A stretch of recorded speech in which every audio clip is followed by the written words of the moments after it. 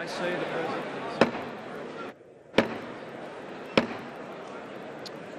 The joint meeting will come to order.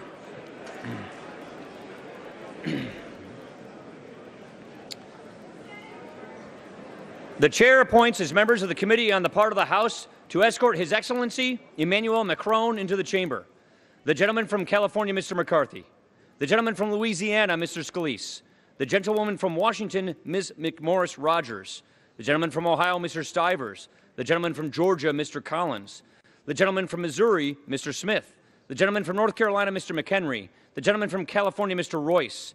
The gentleman from South Carolina, Mr. Wilson. The gentleman from Ohio, Mr. Latta.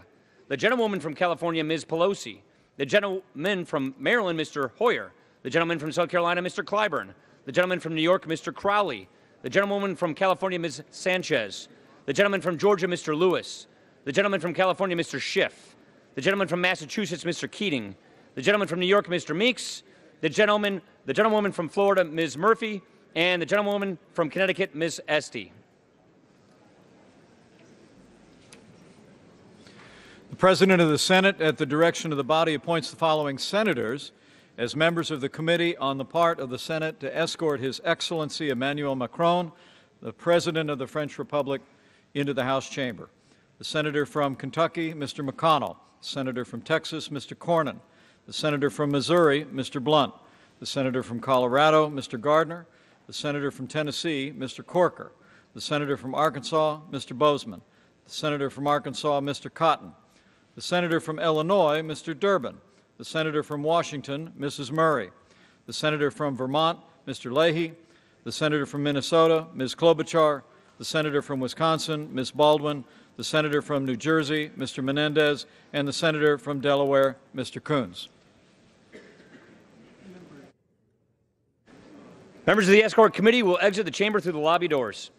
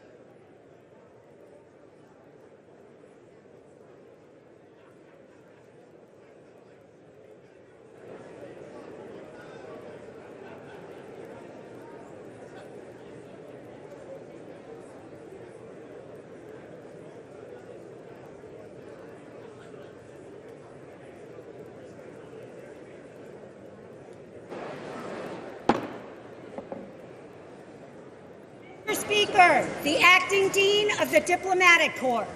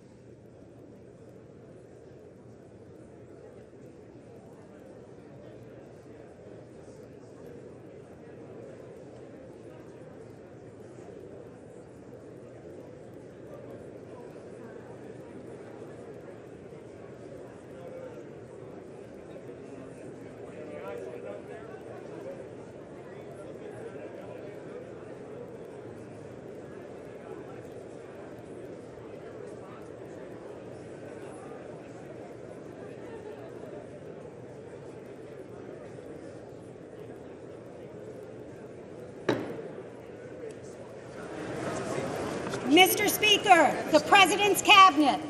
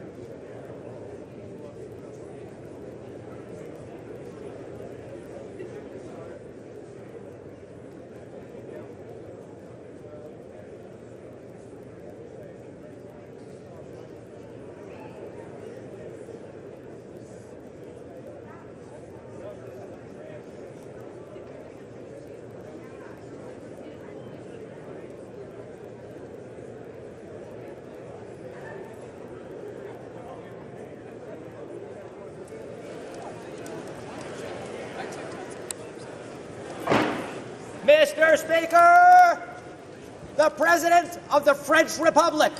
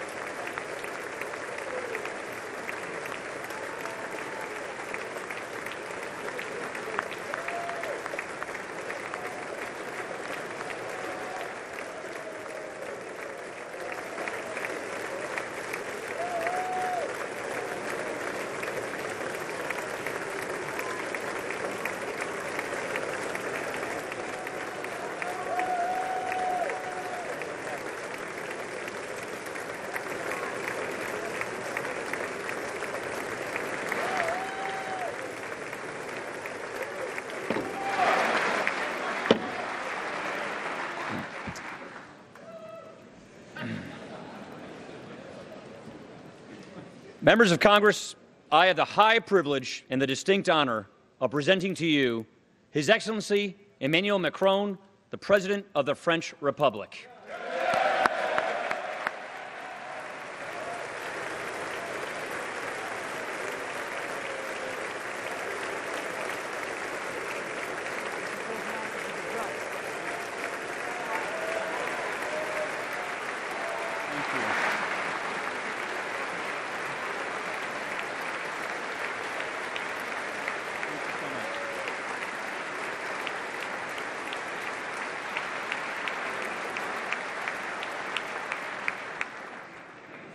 Mr. Speaker, Mr. Vice President, honorable members of the United States Congress, ladies and gentlemen, it is an honor for France, for the French people, and for me to be received in this sanctuary of democracy, where so much of the history of the United States has been written.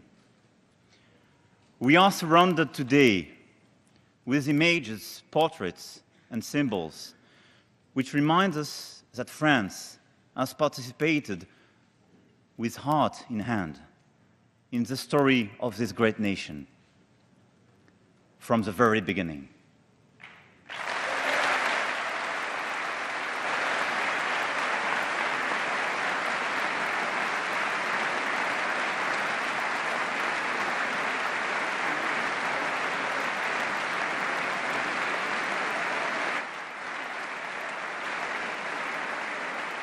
We have fought shoulder to shoulder many battles, starting with those that gave birth to the United States of America.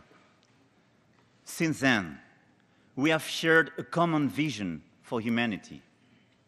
Our two nations are rooted in the same soil, grounded in the same ideals of the American and French revolutions. We have worked together for the universal ideals of liberty, tolerance, and equal rights. And yet, this is also about our human, gutsy, personal bonds throughout history. In 1778, the French philosopher Voltaire and Benjamin Franklin met in Paris. John Adams tells the story that after they had shaken hands, they embraced each other by hugging one another in their arms and kissing each other's cheeks. It can remind you something.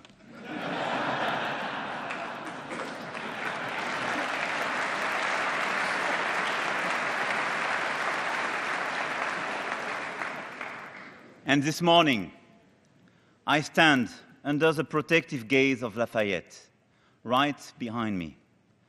As a brave young man, he fought alongside George Washington and forged a tight relationship fueled by respect and affection. Lafayette used to call himself a son of the United States.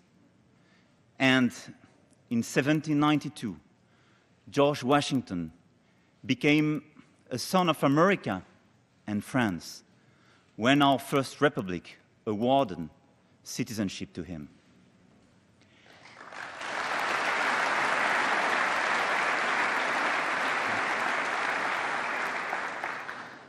Here we stand in your beautiful capital city, whose plans were conceived by a French architect, Charles L'Enfant. The miracle of the relationship between the United States and France is that we have never lost this special bond deeply rooted not only in our history, but also in our flesh. This is why I invited President Donald Trump for the first Bastille Day parade of my presidency on the 14th of July last year.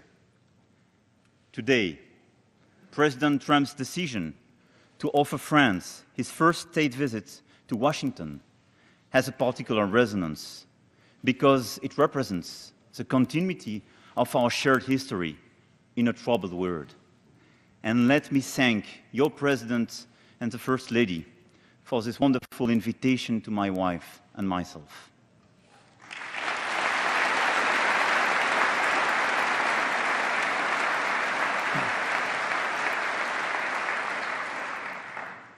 I am so very grateful, and I would like also to thank you, ladies and gentlemen, for welcoming me on this occasion. And I would like to especially thank you, Mr. Speaker, for your invitation. I want you to know how much I appreciate this unique gesture. Thank you, sir.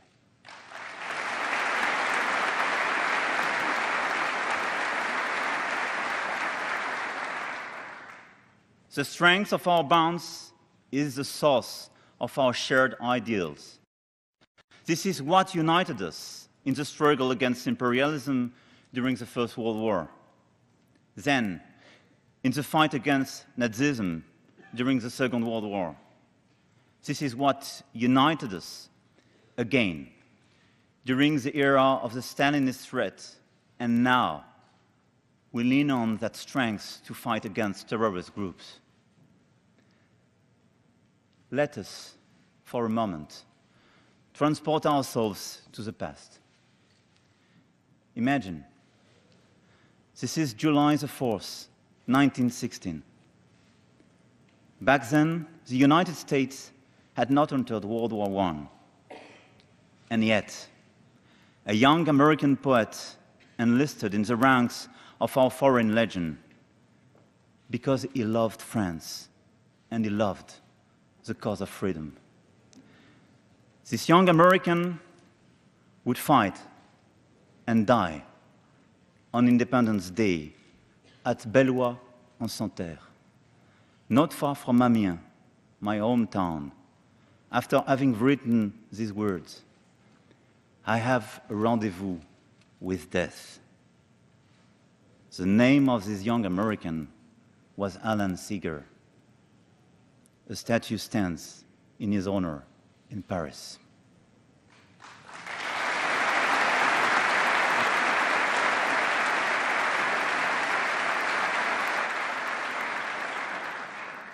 Since 1776, we, the American and French people, have had a rendezvous with freedom.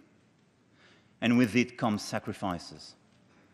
That is why we are very honored by the presence today of Robert Jackson Ewald, a World War II veteran. Robert Jackson Ewald took part in the D-Day landing. He fought for our freedom 74 years ago. Sir, on behalf of France, thank you. I bow to your courage and your devotion.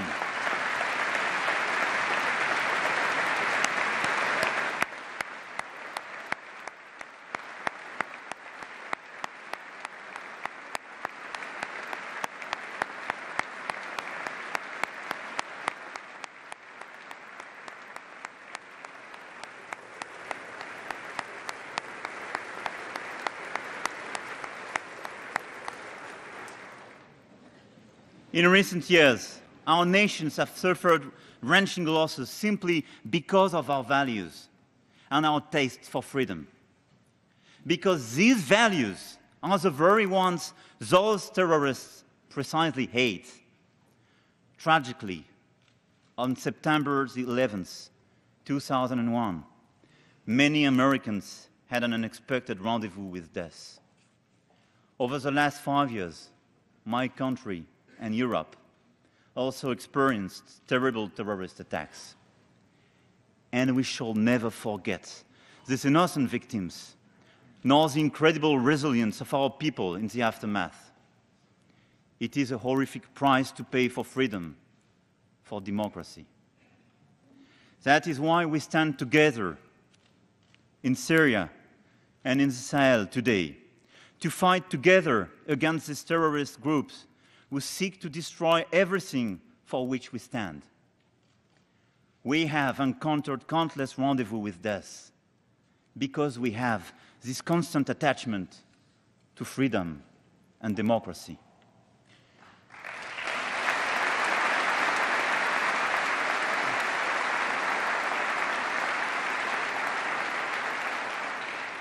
As emblazoned on the flags of the French revolutionaries, vivre libre ou mourir. Live free or die. Thankfully, freedom is also the source of all that is worth living for. Freedom is a call to think and to love. It is a call to our will. That is why, in times of peace, France and the United States were able to forge unbreakable bonds from the grist of painful memories. The most indestructible, the most powerful, the most definitive knot between us is the one that ties the true purpose of our people to advance. As Abraham Lincoln said, the unfinished business of democracy. Indeed, our two societies have stood up to advance the human rights for all. They have engaged in a continual dialogue to unpack this unfinished business. In this Capitol Rotunda, the bust of Martin Luther King, assassinated 50 years ago, reminds us of the inspiration of African-American leaders, artists, writers, who have become part of our common heritage. We celebrate among them James Baldwin and Richard Wright, whom France hosted on our soil. we have shared the history of civil rights. Frances Simone de Beauvoir became a respected figure in the movement for gender equality in America in the 70s. Women's rights have long been a fundamental driver for our societies on both sides of the Atlantic. This explains why the Me Too movement has recently had such a deep resonance in France. Democracy is made of day-to-day conversation and mutual understanding between citizens. It is easier and deeper when we have the ability to speak each other's language. The heart of Francophonie also beats here in the United States, from New Orleans to Seattle. I want this heart to beat even harder in American schools all across the country. Democracy relies also on the faculty of freely describing the present and the capacity to invent the future. This is what culture brings. Thousands of examples come to mind when we think of the exchanges between our cultures across the centuries. From Thomas Jefferson, who was ambassador to France and built his house in Monticello, based on the building he loved in Paris, to Hemingway's novel Movable Feast, celebrating the capital city of France, from our great 19th century French writer Chateaubriand, bringing to the French people the dream of Americans' open spaces, forests and mountains, to Faulkner's novels crafted in the Deep South, but first read in France, where they quickly gained literary praise. From jazz, coming from Louisiana, and the blues from Mississippi, finding in France an enthusiastic public, to the American fascination for Impressionists and the French modern and contemporary art. These exchanges are vibrant in so many fields, from cinema to fashion, from design to high cuisine, from sports to visual arts. Medicine and scientific research, as well as business and innovation, are also a significant part of our shared journey. The United States is France's first scientific partner. Our economic ties create hundreds of thousands of jobs on both sides of the Atlantic. The story of France and the United States is a story of an endless dialogue, made of common dreams, of a common struggle for dignity and progress. It is the best achievement of our democratic principles and values. This is this very special relationship. This is us.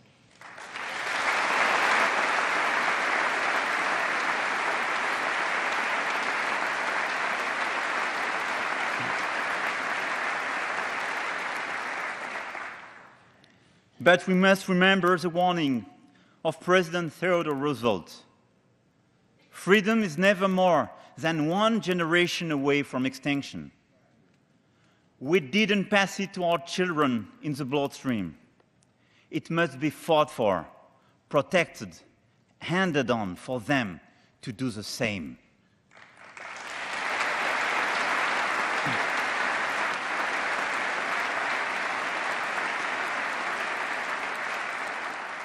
This is an urgent reminder indeed, because now, going beyond our bilateral ties, beyond our very special relationship, Europe and the United States must face together the global challenges of this century.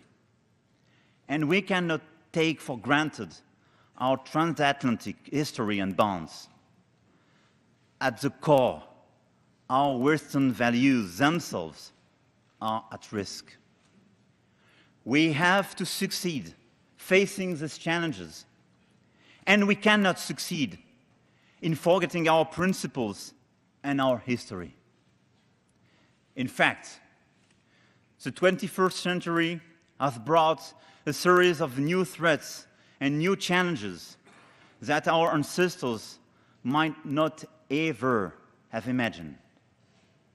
Our strongest beliefs are challenged by the rise of a yet unknown new world order, our societies are concerned about the future of their children.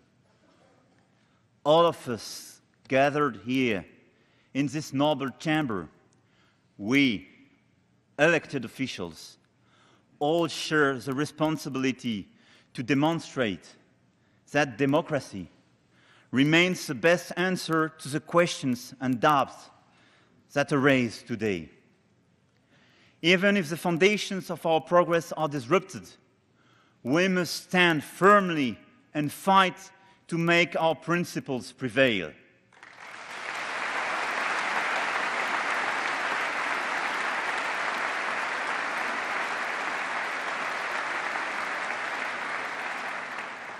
But we bear another responsibility inherited from our collective history.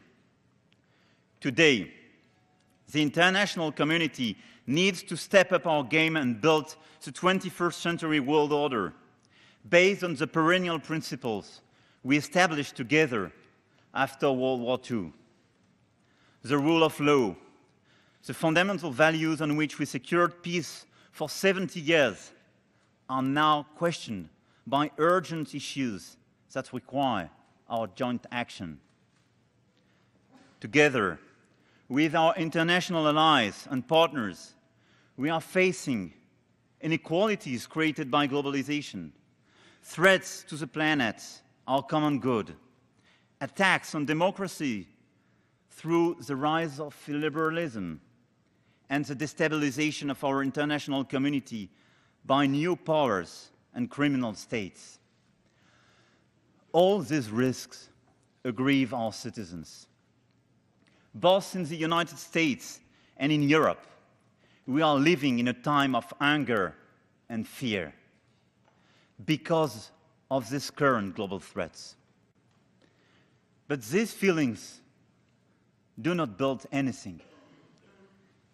You can play with fears and angers for a time, but they do not construct anything. Anger only freezes and weakens us. And as Franklin Delano Roosevelt said during his first inaugural speech, the only thing we have to fear, it is fear itself.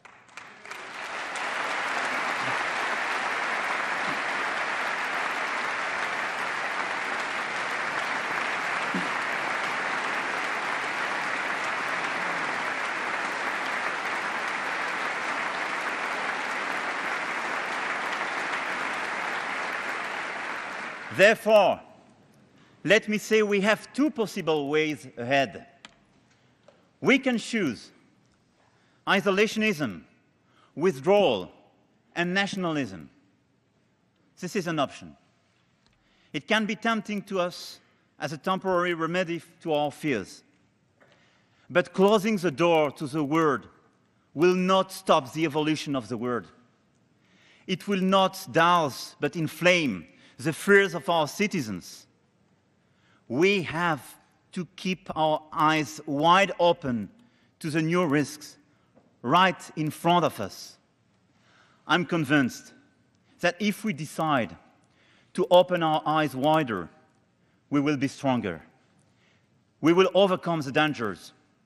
We will not let the rampaging work of extreme nationalism shake a world full of hopes for greater prosperity.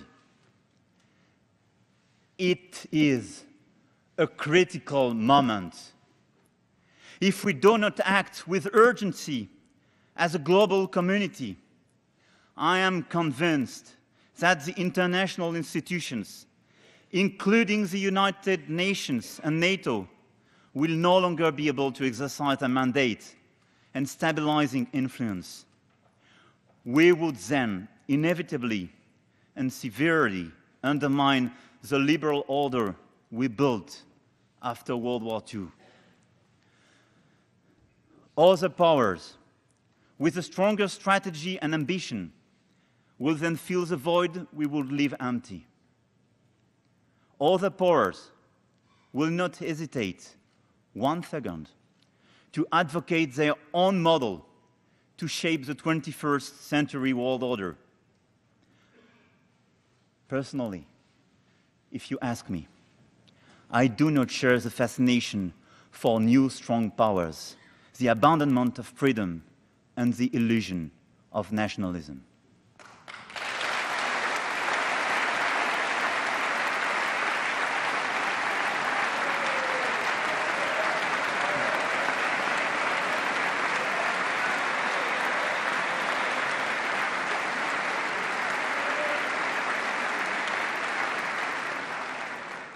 Therefore, distinguished members of the Congress, let us put them aside, write our own history, and birth the future we want.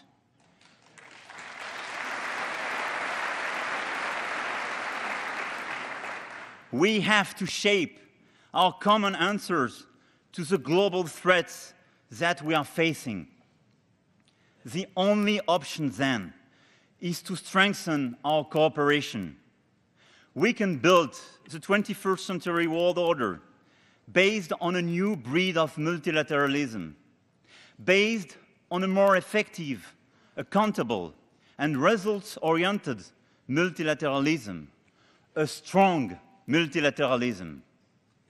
This requires, more than ever, the United States' involvement, as your role was decisive for creating and safeguarding today's free world.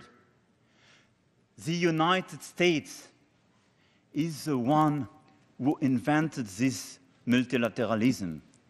You are the one now who has to help to preserve and reinvent it.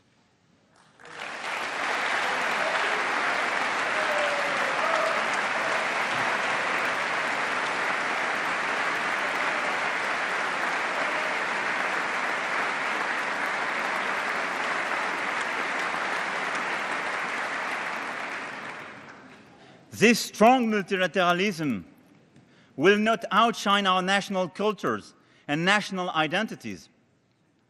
It is exactly the other way around. A strong multilateralism will allow our cultures and identities to be respected, to be protected, and to flourish freely together. Why? Because precisely our own cultures is based on both sides of the Atlantic, on this unique taste for freedom, on this unique attachment for liberty and peace. This strong multilateralism is the unique option compatible with our nations, our cultures, our identities. With the US President, with the support of every 535 members of this joint session, representing the whole American nation, we can actively contribute together to building the 21st century world order for our people. The United States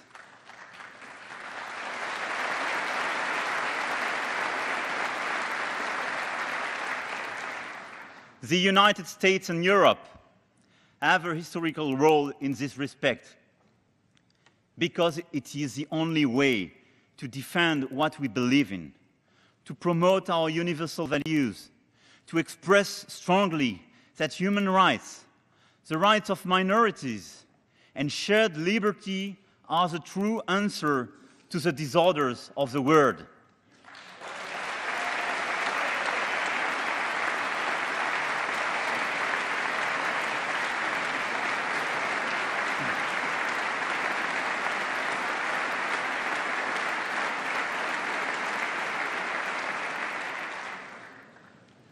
I believe in these rights and values. I believe that against ignorance, we have education. Against inequalities, development. Against cynicism, trust and good faith. Against fanaticism, culture. Against disease and epidemics, medicine. Against the threats on the planet, science.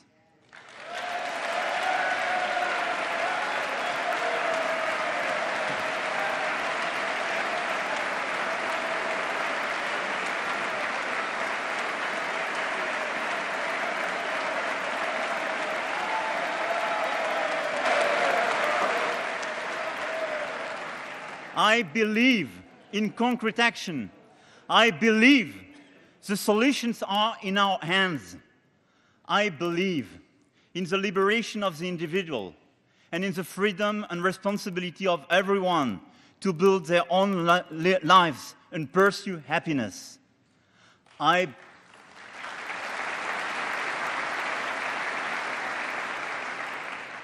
believe in the power of intelligently regulated market economies. We are experiencing the positive impact of our current economic globalization with innovations, with jobs creations.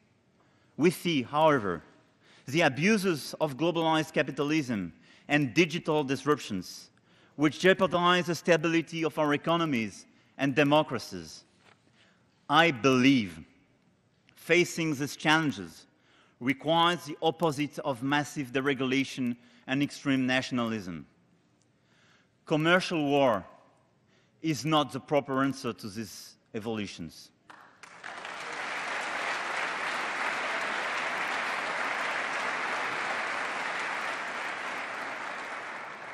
We need a free and fair trade, for sure.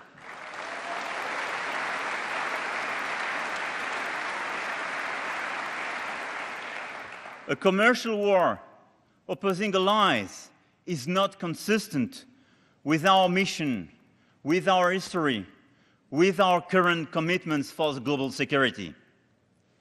At the end of the day, it will destroy jobs, increase prices, and the middle class will have to pay for it.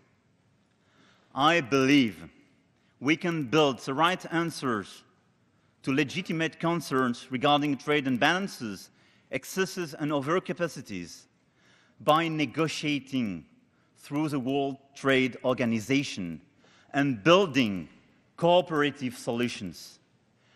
We wrote these rules. We should follow them.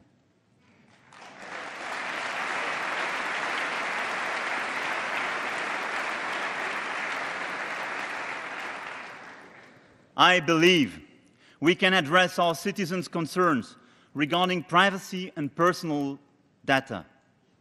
The recent Facebook's hearings highlighted the necessity to preserve our citizens' digital rights all over the world and protect their confidence in today's digital tools of life. The European Union passed a new regulation for data protection. I believe the United States and the European Union should cooperate to find the right balance between innovation and ethics and harness the best of today's revolutions in digital data and artificial intelligence.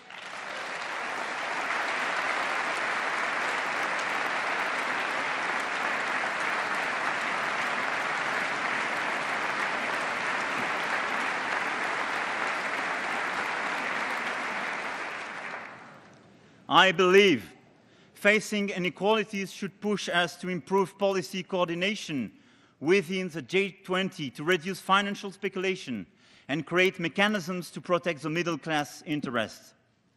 Because our middle classes are the backbone of our democracies.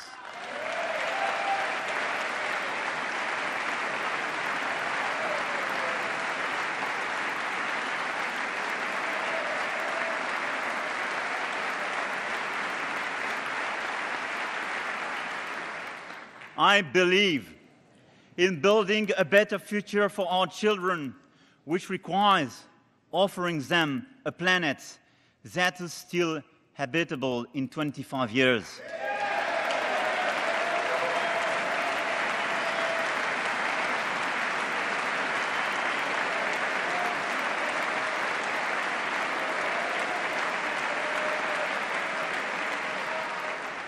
Some people think that securing current industries and their jobs is more urgent than transforming our economies to meet the global challenge of climate change.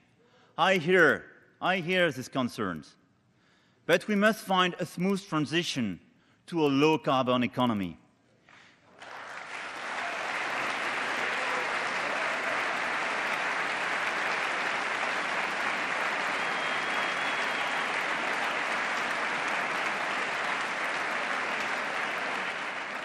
Because what is the meaning of our life, really, if we work and live destroying the planet while sacrificing the future of our children?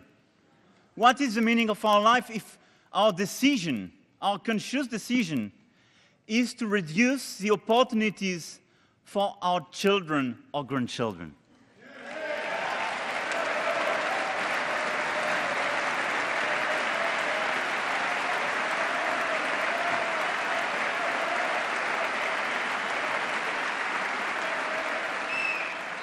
By polluting the oceans, not mitigating CO2 emissions, and destroying our biodiversity, we are killing our planet.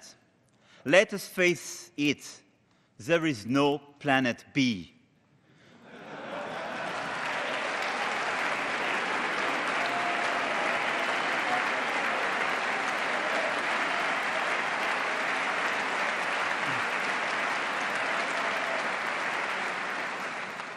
On this issue, it may happen we have disagreements between the United States and France. It may happen, like in all families. But that's, for me, a short-term disagreement. On the long run, we will have to face the same realities, and we're just citizens of the same planet. So we will have to face it. So beyond some short-term disagreements, we have to work together. With business leaders and local communities, let us work together in order to make our planet great again and create new jobs and new opportunities while safeguarding our Earth.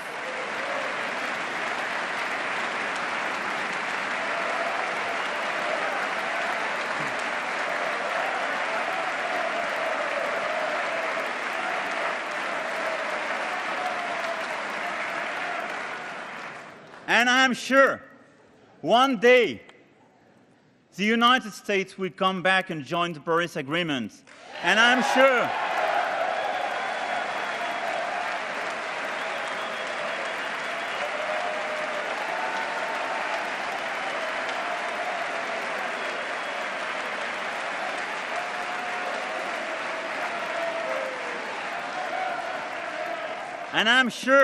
we can work together to fulfill with you the ambitions of the Global Compact on the environment.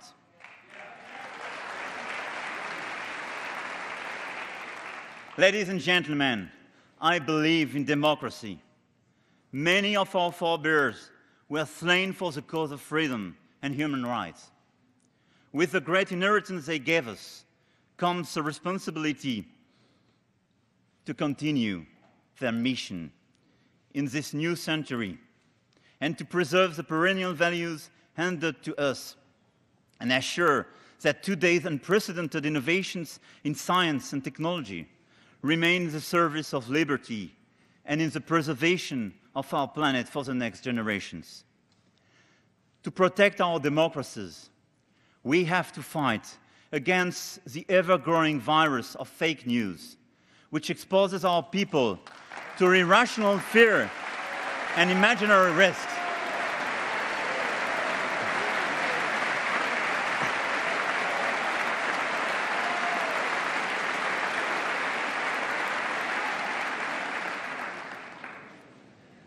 And let me attribute the fair copyright for this expression, fake news, especially here.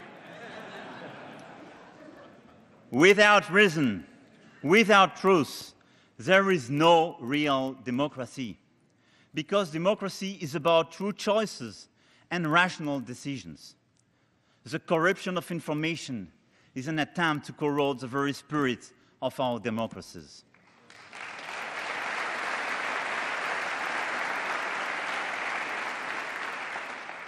We also have to fight against the terrorist propaganda that spreads out its fanaticism on the internet.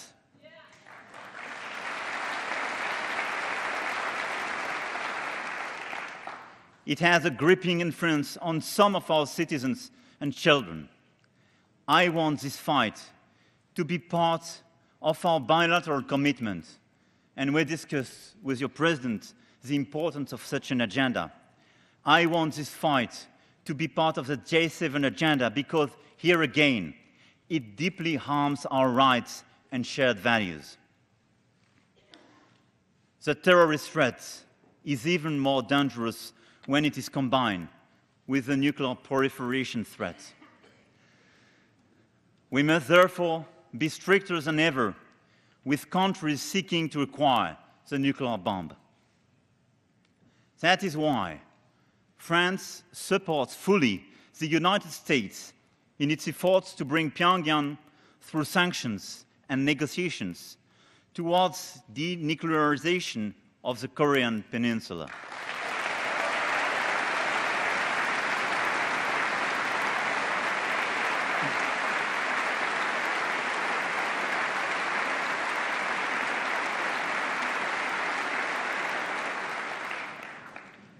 As for Iran,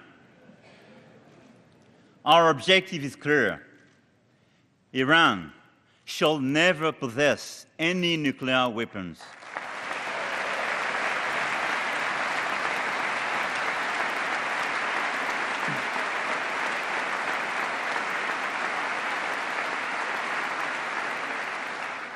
Not now, not in 5 years, not in 10 years, never.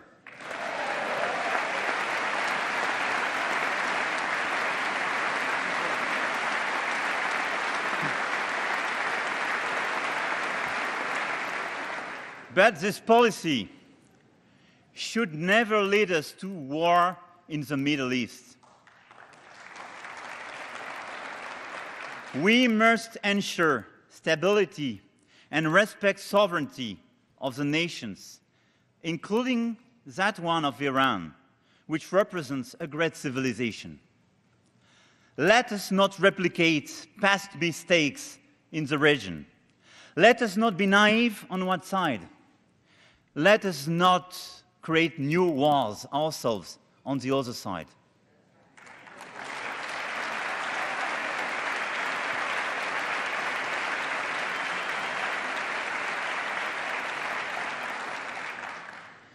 There is an existing framework called the JCPOA to control the nuclear activity of Iran. We signed it at the initiative of the United States. We signed it, both the United States and France. That is why we cannot say we should get rid of it like that.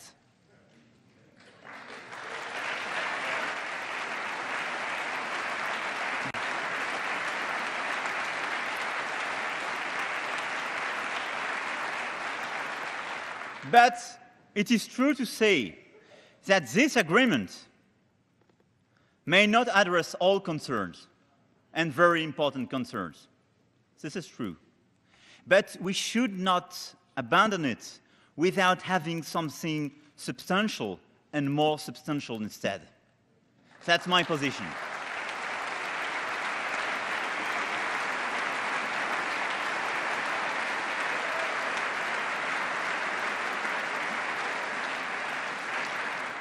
That's why France will not leave the JCPOA, because we signed it.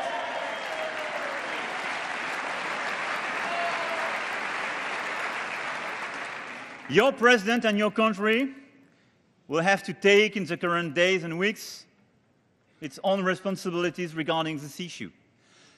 But what I want to do, and what we decided together with your president, is that we can work on a more comprehensive deal addressing all these concerns.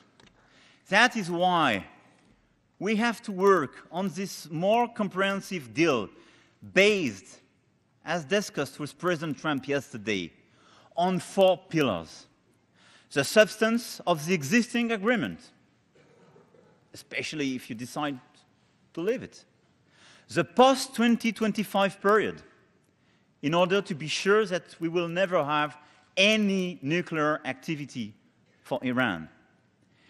The containment of the military influence of the Iranian regime in the region, and the monitoring of ballistic activity.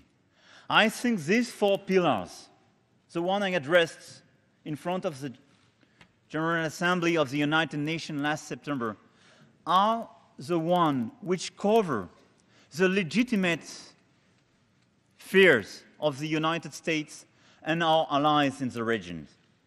I think we have to start working now on these 4 pillars to build this new comprehensive deal and to be sure that whatever the decision of the United States will be, we will not leave the floor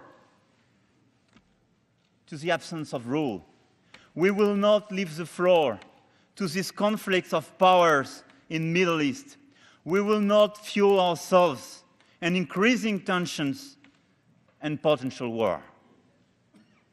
That's my position, and I think we can work together to build this comprehensive deal for the whole region, for our people, because I think it fairly addresses our concerns. That's my position. Thank you, President.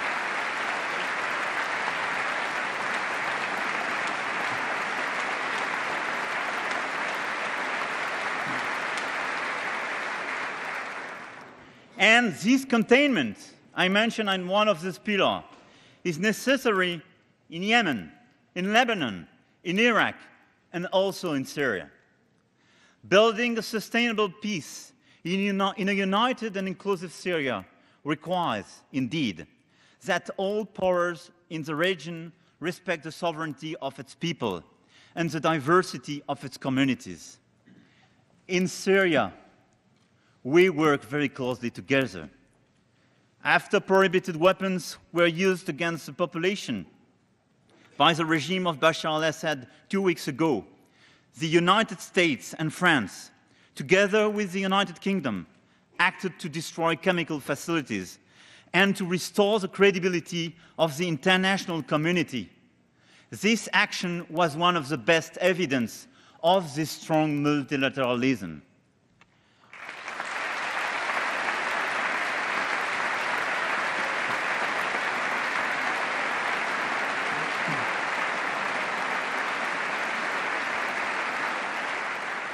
And I want to pay special tribute for our soldiers because they did a very great job in this region and in this occasion.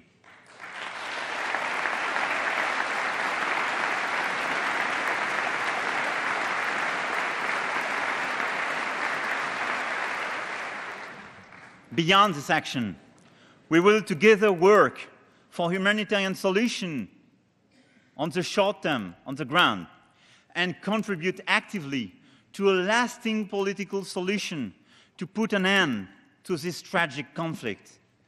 And I think one of the very important decisions we took together with President Trump was precisely to include Syria in this large framework for the overall region and to decide to work together on this political deal for Syria, for Syrian people, even after our war against ISIS. In the Sahel, where terrorist networks span a footprint as large as Europe, French and American soldiers are confronting the same enemy and risking their lives together. Here, I would like to pay special tribute to the American soldiers who fell this past fall in the region, and to their French comrades who lost their lives early this year in Mali. Better than anyone, I think, our troops know what the alliance and friendship between our country means.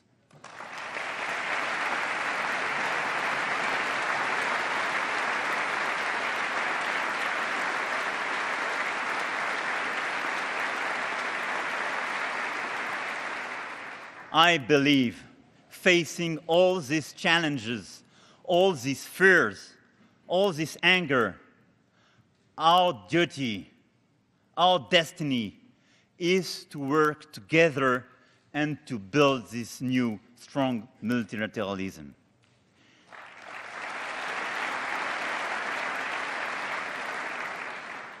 Distinguished members of Congress, ladies and gentlemen, on April the 25th, 1960, General de Gaulle affirmed in this chamber that nothing was as important to France as the reason, the resolution, the friendship of the great people of the United States. 58 years later, to this very day, I come here to convey the warmest feelings of the French nation and to tell you that our people cherish the friendship of the American people with as much intensity as ever.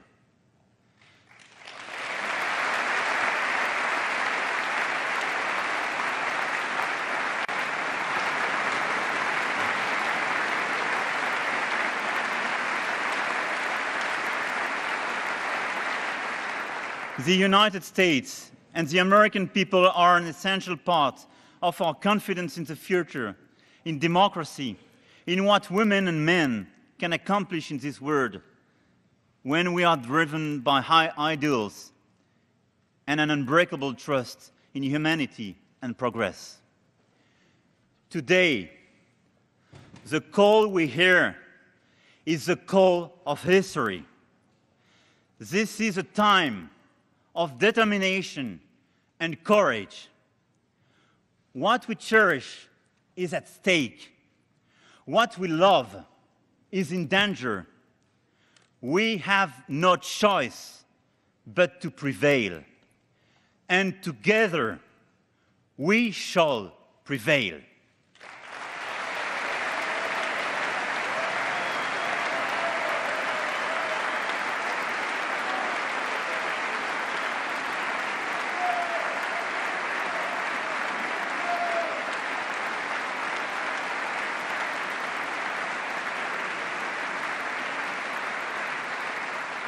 Vive les États-Unis d'Amérique! Long live the friendship between France and the United States of America! Vive la République! Vive la France! Vive notre amitié! Merci. Thank you. Thank you. Thank you.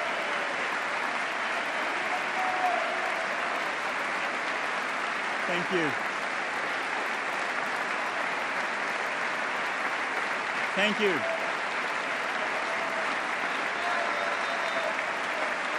Thank you.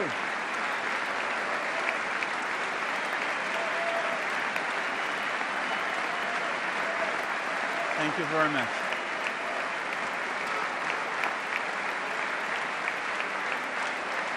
Merci à vous.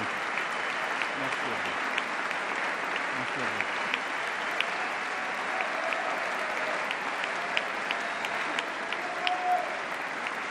Merci.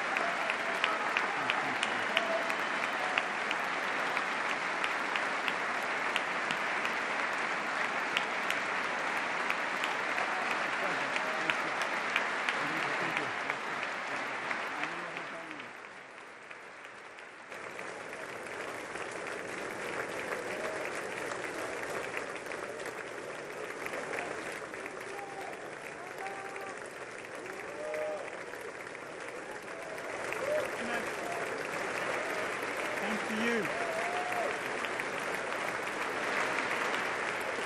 Thank you.